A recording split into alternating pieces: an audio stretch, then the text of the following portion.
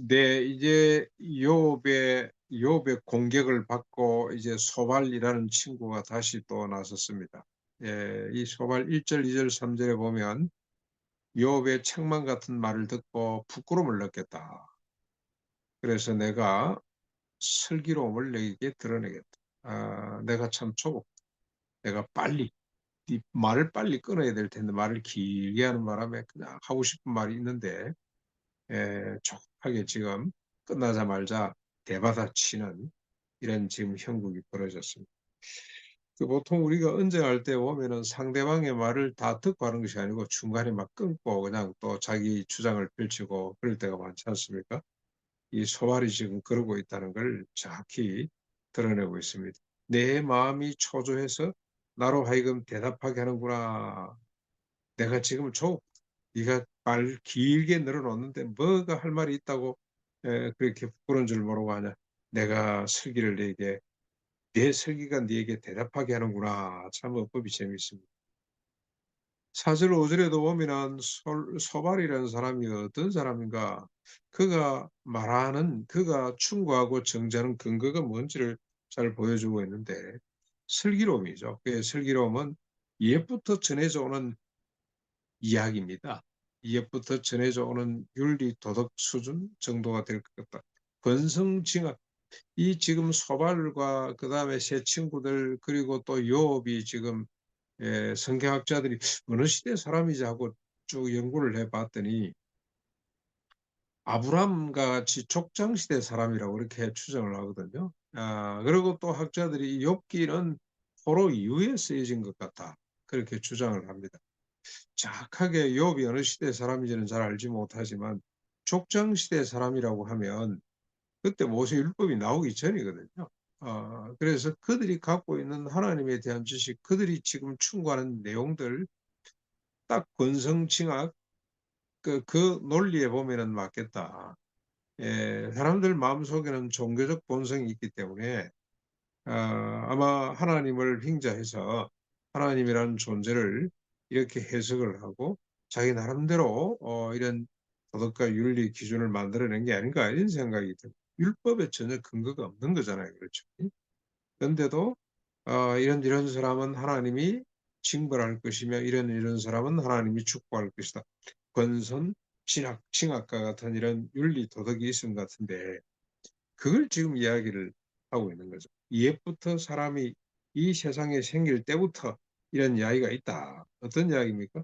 악인이 승리해도 잠시고 경건하지 못한 자의 즐거움도 곧 깨지고 만다는 겁니다. 잠시 잠깐 동안 반짝하겠지만 반드시 악을 보응을 받게 될 것이다.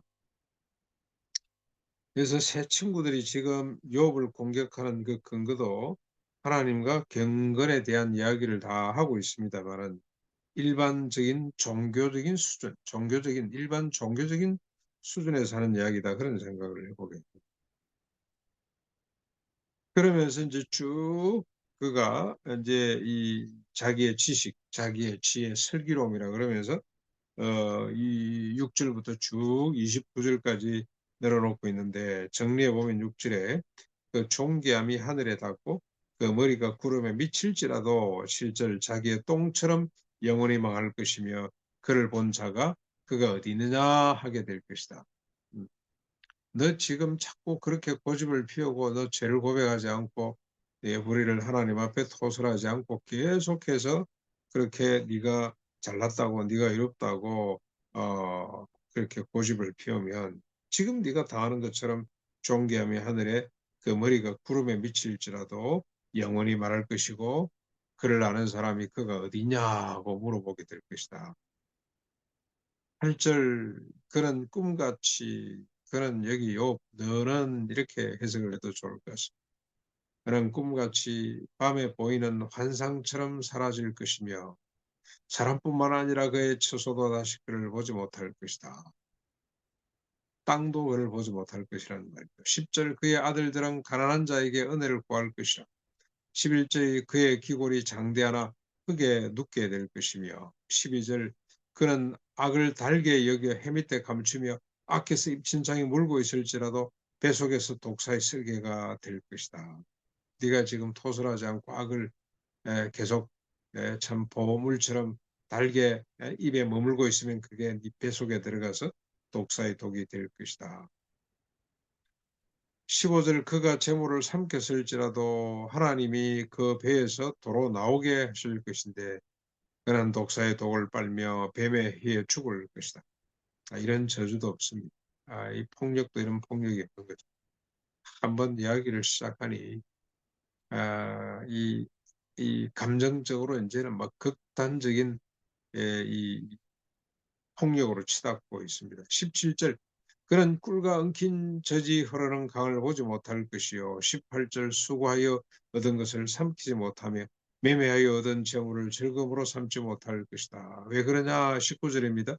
이는 그가 가난한 자를 확대하고 버렸으며 남의 집을 빼앗았기 때문에 자기가 짓지 아니한 남의 집을 빼앗았기 때문에 그렇다. 네가 그런 일이 있지 않겠냐? 네가 이런 꼴을 당하는 걸 보니 이런 일이 있었던 것 같다라고 지금 정죄를 하는 거죠. 자, 그래서 또 20절 계속됩니다. 그는 마음의 평안과 기쁨을 알지 못할 것이고 21절 먹고 남은 것이 없으니 행복이 오래 가지 못할 것이다. 뭐 그날 벌어서 그날 다 머리 되기 때문에 평안이 행복이 오래 가지 못할 것이고 22절 풍족할 때에도 재난의 손이 이맘으로 괴로움이 이를 것이며 23절 그가 배를 풀리라 할 때에 하나님이 맹렬한 진노를 비같이 쏟으실 것이다. 24절 그가 철병기를 피할 때에 놋 화살이 꿰뚫고 그 화살을 빼낸 적 번쩍번쩍이는 촉이 그 쓸개에서 나오고 큰 두려움이 그에게 닥치게 될 것이다. 전쟁에서 총알을 맞고 맞았는지 안 맞은지 모르고 있다가 쏟아지는 창자를 보고 그가 두려움에 사로잡혀서 그 두려움 때문에 죽는 것처럼 그런 일이 벌어지게 될 것이며 26절 큰 어둠이 그를 위하여 예비되었고 사람이 피우지 않은 불이 그 장막에 남은 것을 다 사르게 될 것이다.